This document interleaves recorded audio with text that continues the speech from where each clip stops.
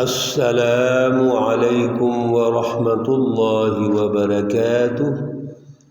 اعوذ باللہ من الشیطان الرجیم، بسم اللہ الرحمن الرحیم۔ بالبینات والزبر وأنزلنا إليك الذكر لتبين للناس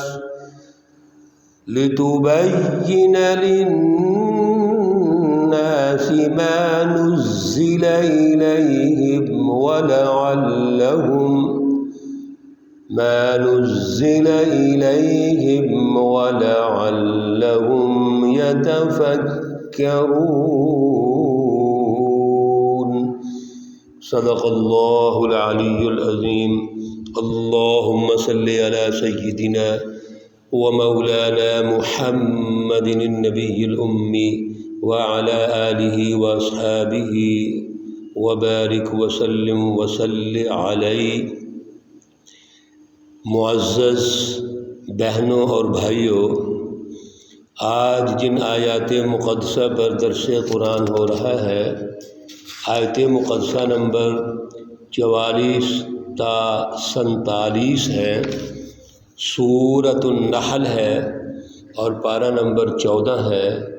اللہ رب العزت ان آیات کا فہم، ان کا اعلیٰ شعور اور اعلیٰ نظریہ ہمیں عطا فرمائے اور پھر عمل کی توفیق اور صلاحیت عطا فرمائے۔ گزشتہ درس میں اللہ رب العزت نے حزب اللہ جو سچی جماعت ہے اور اپنے مشن اور ہدف کے لیے ہر قسم کی قربانی دینے کے لیے تیار ہے، حضور نبی اکرم صلی اللہ علیہ وسلم کا جو ابتدائی دور ہے، جماعت سازی کا دور، اس میں بڑی بڑی مشکلات آئیں اور انہوں نے قربانیاں دیں اور بالآخر ان کو ہجرت پہ مجبور کر دیا گیا، ہجرت کرنی پڑی مکہ المکرمہ سے مدینہ المنورہ کی طرف۔ اللہ رب العزت نے ان کی اہمیت ارشاد فرمائی تھی، ان کے لیے اجر کا ذکر ارشاد فرمایا اور ہمیں مجموعی طور پر یہ رہنمائی دی کہ یہ سچی جماعت وہ ہے جو اللہ پر بھروسہ کرتی ہے، مشکلات پہ صبر کرتی ہے، جلد بازی نہیں کرتی، عدم تشدد کی بنیاد پر عقل و بصیرت سے آگے بڑھتی ہے اور اپنے مشن اور ٹارگٹ پر نظر رکھتی ہے۔ اور سب سے بڑی بات یہ ہے کہ اللہ رب العزت نے ان پر جو حضور اکرم صلی اللہ علیہ وسلم جیسی ہستی رہنما بنائی، وہ جماعت کے لیڈر ہیں، اللہ کے نبی ہیں، آخری نبی ہیں، تو وہ ایک بہت بڑی نعمت ہے۔ اللہ رب العزت نے ایک اور چیز گزشتہ درس میں ارشاد فرمائی تھی کہ فَاسْأَلُوا أَهْلَ الذِّكْرِ إِن كُنتُمْ لَا تَعْلَمُونَ۔ ہمیشہ تاریخی طور پر وہ لوگ جو علوم سے واقف ہیں، جو اس دور کے مسائل سے واقف ہیں، جو اس دور کے نباز ہیں، جو دور کے مسائل کو سمجھتے ہیں، ہمیشہ ان کی صحبت میں بیٹھنا چاہیے، ان سے رہنمائی لینی چاہیے۔ اصل میں یہ اس سچی جماعت کا جو دائرہ کار ہے وہ بتایا گیا ہے۔ حضور نبی اکرم صلی اللہ علیہ وسلم اور جو سچی جماعت صحابہ کرام کی ہے، حزب اللہ جو ہے، اصل میں یہ رہنمائی لے رہی ہے کہاں سے؟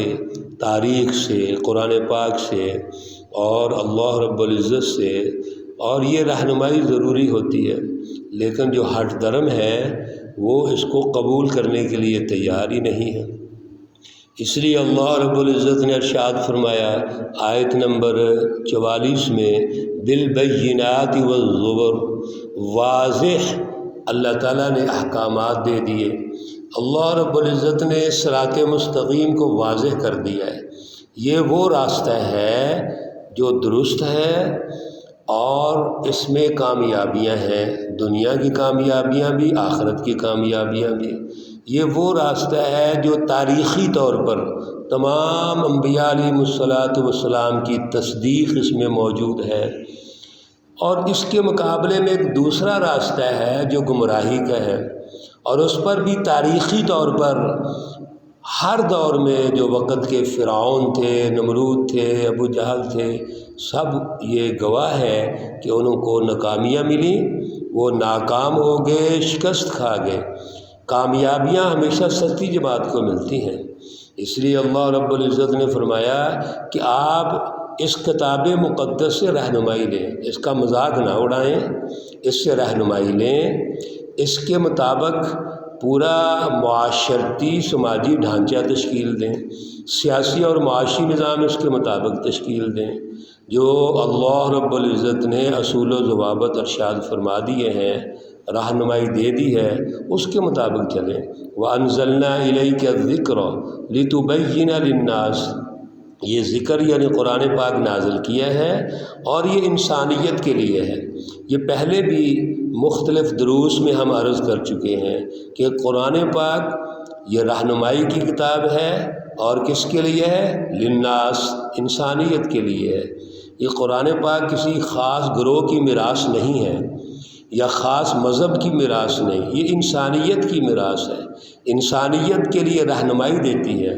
ہاں، جو قرآن پاک کو سمجھ کر اس پر عمل کرتے ہیں، اس کے مطابق اپنے نظام تشکیل دیتے ہیں، جد و جہد کرتے ہیں، وہ ماڈل جماعت ہے، وہ تو قائدین ہوتے ہیں، وہ لیڈران ہوتے ہیں، وہ مومنین اور متقین ہیں، اسی لیے ان کو فوقیت حاصل ہے، ان کے امتیاز حاصل ہے۔ لیکن اثرات و نتائج کے اعتبار سے یہ پوری انسانیت کے لیے، جو ان اصولوں پر عمل کرے گا وہ فائدہ اٹھائے گا۔ وَلَعَلَّهُمْ يَتَفَكَّرُونَ، اصل میں تو غور و فکر کی ضرورت ہے۔ قرآن پاک نے جو انسانی اصول، انسانی اقدار اور انسانیت کی ترقی کے دائرے بتا دیے ہیں، جو بھی اس پر غور و فکر کر کے اس کی امپلیمنٹیشن کرے گا وہ کامیاب ہوگا۔ تو اصل میں تو غور و فکر کی ضرورت ہے، اور یہ غور و فکر کرتے نہیں ہیں، حتیٰ کہ اللہ رب العزت فرماتے ہیں یہ تو اتنا بھی غور و فکر نہیں کرتے کہ ماضی کی تاریخ سے سبق ہی حاصل کر لیں۔ أَفَأَمِنَ الَّذِينَ مَكَرُوا السَّيِّئَاتِ، یہ تو اتنا بھی ان کو خوف نہیں ہے اللہ تعالیٰ کی وہ جو تاریخ ہے جس میں مجرمین کو، ظالمین کو سزائیں ملی ہیں، اور انہوں نے بڑے بڑے غلط قسم کے مکر و فریب کیے، دغا بازیاں کیں، یہ اتنا بھی نہیں سوچتے کہ ہم ان کا مطالعہ کر لیں۔ أَن يَخْسِفَ اللَّهُ بِهِمُ الْأَرْضَ أَوْ يَأْتِيَهُمُ الْعَذَابُ مِنْ حَيْثُ لَا يَشْعُرُونَ، اللہ رب العزت نے ان قوموں کو، جو ظالم قومیں تھیں، جنہوں نے اللہ کی باتیں نہیں مانی، اللہ رب العزت اور سچی جماعتوں کا ساتھ نہیں دیا، بلکہ ان کا مذاق اڑایا، ان کو زمین میں دنسا دیا گیا، بستیوں کو الٹ دیا گیا، بڑے بڑے سخت عذاب آئے۔ اور پھر عذاب بھی اللہ کا جب آتا ہے ان کو خبر تک نہیں آتی، من حیث لا یشعرون، وہ شعور بھی نہیں رکھتے، اللہ کا عذاب آ جاتا ہے۔ یہ تاریخی تسلسل ہے۔ اللہ رب العزت نے اس سچی تاریخ کو اس لیے بیان کیا ہے کہ دور حاضر میں ہم اس پر غور و فکر کریں۔ یہ کفار مکہ، مشرکین مکہ جو حزب الشیطان ہے، رسول اللہ صلی اللہ علیہ وسلم اور صحابہ کرام کا جو مقابلہ کر رہے ہیں، یہ تاریخ سے سبق نہیں حاصل کرتے۔ پھر اللہ رب العزت یہ بھی کرتے ہیں او یاخذہم فی تقلبہم فما ہم بمعجزین، اللہ رب العزت ان کو چلتے پھرتے وہ گرفت کر لیتے ہیں، ان کو پکڑ لیں گے، اللہ کا عذاب آئے گا، اور اللہ کو جو عذاب ہے اللہ کو کوئی عاجز نہیں کر سکتا، بڑے سخت عذاب ہے، تاریخی طور پر ہم دیکھتے ہیں۔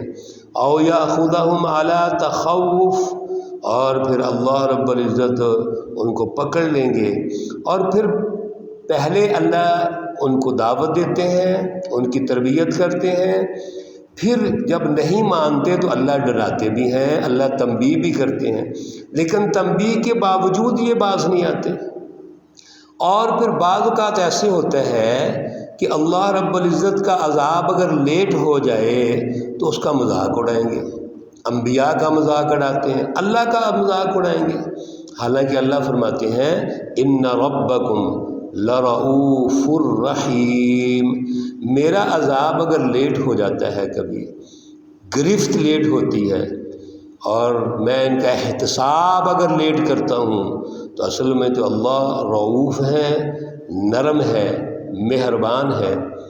دیکھیے محترم بھائیوں اور بہنوں، اللہ رب العزت کسی کو بھی جو نہیں مانتا، جو بالکل انکار کرتا ہے، حزب الشیطان ہے، اللہ ان کی بھی گرفت بڑی بعد میں کرتے ہیں، لیٹ کرتے ہیں، اللہ ڈھیل دیتے رہتے ہیں۔ اور جو اللہ کو ماننے والے ہیں اور گناہ گار ہیں اور وہ ایک دفعہ اللہ کے دروازے پر آ جائیں، سجدہ ریز ہو جائیں، پیشانی کو اللہ کے سامنے جھکا دیں، اور بالخصوص وہ وقت جب کوئی نہیں دیکھتا، وہ اللہ اور وہ بندہ دونوں رات کے کسی حصہ میں اللہ کے سامنے وہ بندہ سر بسجود ہے، اللہ موجود ہے، وہ توبہ کر رہا ہے، تو آپ کیا سمجھتے ہیں اللہ ان کو معاف نہیں کرتے ہوں گے؟ ضرور کرتے ہیں۔ کیوں؟ اللہ رؤوف ہے، رحیم ہے۔ یہ تو اللہ حزب الشیطان کو کہہ رہے ہیں، شیطانی جماعتوں کو جو اللہ کی جماعتوں کے مقابلے میں ہیں، ان کو اللہ کہہ رہے ہیں کہ میں اپنے عذاب کو لیٹ کر لیتا ہوں، تمہیں مہلت دیتا ہوں تاکہ شاید سدھر جائیں، یہ سمجھ جائیں، راہ راست پہ آ جائیں۔ اس لیے یاد رکھیے اللہ بڑے قریب ہے۔ وَإِذَا سَأَلَكَ عِبَادِي عَنِّي فَإِنِّي قَرِيبٌ، اللہ کہتے ہیں جب یہ میرے بندے میرے بارے میں پوچھتے ہیں کہ میں کہاں ہوں، تو فرمائیں بہت قریب ہے۔ اور کتنا قریب ہے؟ سورۃ قاف میں اللہ فرماتے ہیں نحن اقرب الیہ من حبل الورید، ہم تو ان کی شارک سے بھی زیادہ قریب ہیں۔ اس لیے اللہ کے سامنے جھکو، اللہ کے سامنے اپنی عاجزی انکساری کے ساتھ توبہ کرو۔ اللہ تو موجود ہے، اللہ تو چاہتے ہیں، اور رات کا وہ حصہ جس میں کوئی بھی نہیں دیکھ رہا، آپ ہیں، ہم ہیں، یعنی وہ بندہ ہے اور اللہ ہے۔ آپ اللہ کو کس طرح مناتے ہیں؟ اپنی زبان میں مناؤ، ضروری نہیں عربی میں دعائیں کرو، اپنی زبان پنجابی ہے، پشتو ہے، اردو ہے، جو بھی ہے مناؤ۔ اللہ کو کہو کہ میں نے نہیں سر اٹھانا، تمہیں میں نے منا کے پھر سر اٹھانا ہے، یا اللہ میں نے تمہیں راضی کر کے سر اٹھانا ہے۔ سچی بات یہ ہے کہ سر ابھی آپ کا نہیں اٹھے گا، اللہ راضی ہو جائیں گے۔ اللہ رب العزت تو رات کو پکارتے ہیں، کوئی ہے مجھ سے مانگنے والا، کوئی ہے میرے سامنے اپنی ضرورتیں پوری کرنے والا، میں اس کی ضرورتیں پوری کروں، میں اس کی حاجات کو پورا کروں، میں اس کی دعاؤں کو قبول کروں اور پورا کروں۔ ہم تو مائل بکرم ہیں، کوئی سائل ہی نہیں، ہم تو مائل بکرم ہیں، کوئی سائل ہی نہیں، راہ دکھلائیں کسے، راہ رو منزل ہی نہیں۔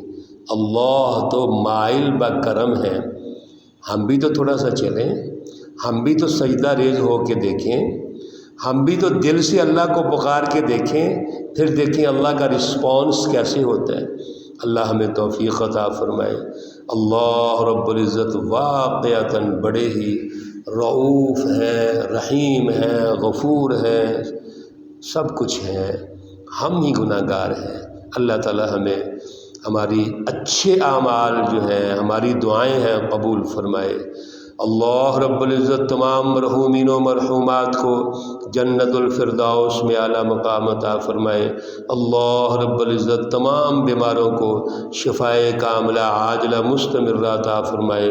ربنا تقبل منا انک انت السمیع العلیم وتب علینا انک انت التواب الرحیم، وصلی اللہ تعالی علی النبی الامی محمد وعلى آلہ واصحابہ اجمعین برحمتک یا ارحم الراحمین۔